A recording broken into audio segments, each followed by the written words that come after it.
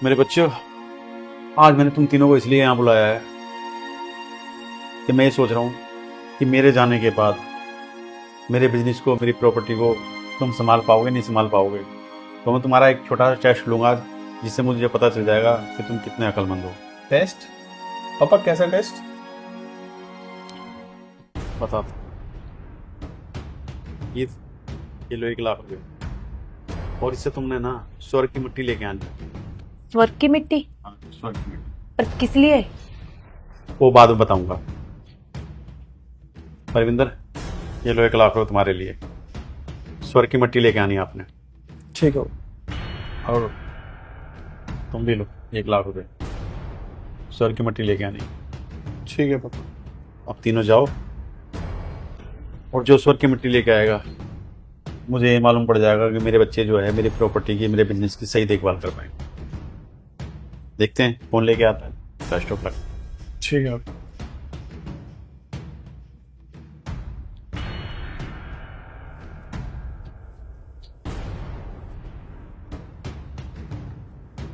स्वर्ग की मिट्टी?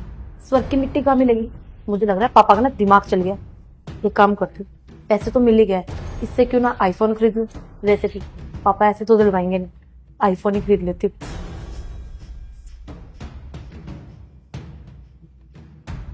बुड्ढे का चल गया दिमाग। स्वर्ग की मिट्टी? अरे यहाँ किसको स्वर्ग की मिट्टी मिली है? स्वर्ग की मिट्टी तो ऊपर मिलती है। और चलो कोई नहीं, मेरे को ना 1,00,000 रुपए की वैसे जरूरत थी, बाइक जो लेके आनी है। और रही बात बिजनेस की, बिजनेस तो मैं ही संभालूंगा। और बुड्ढे, स्वर्ग की मिट्टी ना तो तेरे को ऊपर जाने के बाद ही मिलेगी। ऊपर जा और ढूंढ ले स्वर्ग की मिट्टी। मैं तेरे लिए स्वर्ग की मिट्टी ढूंढता फिरूंगा।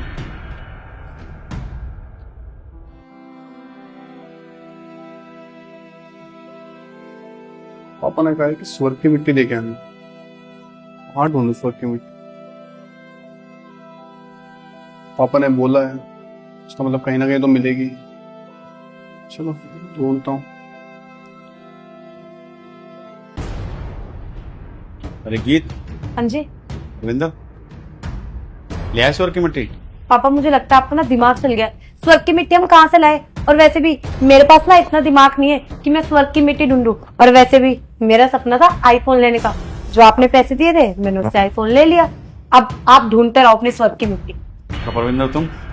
अब आप ना ज्यादा समझदार बन रहे हो। स्वर्ग की मिट्टी ना जीते जी किसी को नहीं मिलती। वो ना मिट्टी आप खुद लेके आओगे मरने के बाद। मेरे को ना बाइक की जरूरत थी, वो 1,00,000 रुपए की मैं ले आया बाइक। मैं इतना पागल नहीं हूँ जो ये चीज ढूंढता फिरूंगा। और ताबिश तुम्हारे हाथ में ना तो पैसे दिखाई दे रहे, ना कोई सामान, ना ही स्वर्ग की मिट्टी। पापा मैं कोई दूसरा सामान तो लेके नहीं आया हूँ। और रही बात स्वर्ग की मिट्टी की, तो स्वर्ग की मिट्टी ना पापा पैसों से नहीं आती है, वो यहीं पर मिल जाएगी। यहीं पर मिल जाती है? कैसे? बता दो पापा। पापा पैर हटाना। ये लीजिए पापा स्वर्ग की मिट्टी। पापा जब आपने मुझे कहा ना कि स्वर्ग की मिट्टी लेके आनी, तो मैंने बहुत जगह ढूंढी, मुझे नहीं मिली। तो एकदम से ना मुझे अपनी टीचर की बात याद आई। जब मैं स्कूल में था वो अक्सर बताया करती कि जो स्वर्ग होती है ना वो माँ बाप के पैरों के नीचे होती है। तो जब स्वर्ग माँ बाप के पैरों के नीचे होगी तो मिट्टी भी तो वहीं मिलेगी ना पापा। तो ये रही आपकी स्वर्ग की मिट्टी। ताबिश, तूने साबित कर दिया कि तू सही में मेरे बिजनेस का, मेरे प्रॉपर्टी का हकदार है।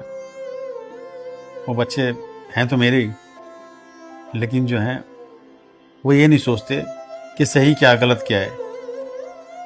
दुनिया में बिजनेस चलाने के लिए, काम धंधा चलाने के लिए, प्रॉपर्टी संभालने के लिए सेल्फिश होना ज़रूरी नहीं है, अक्लमंद होना भी ज़रूरी है।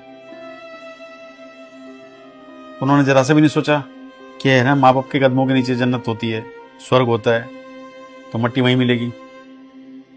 देखो कैसी बातें बना के चले गए कि मरने के बाद जो है तुम्हें ऊपर ही स्वर्ग की मिट्टी मिलेगी।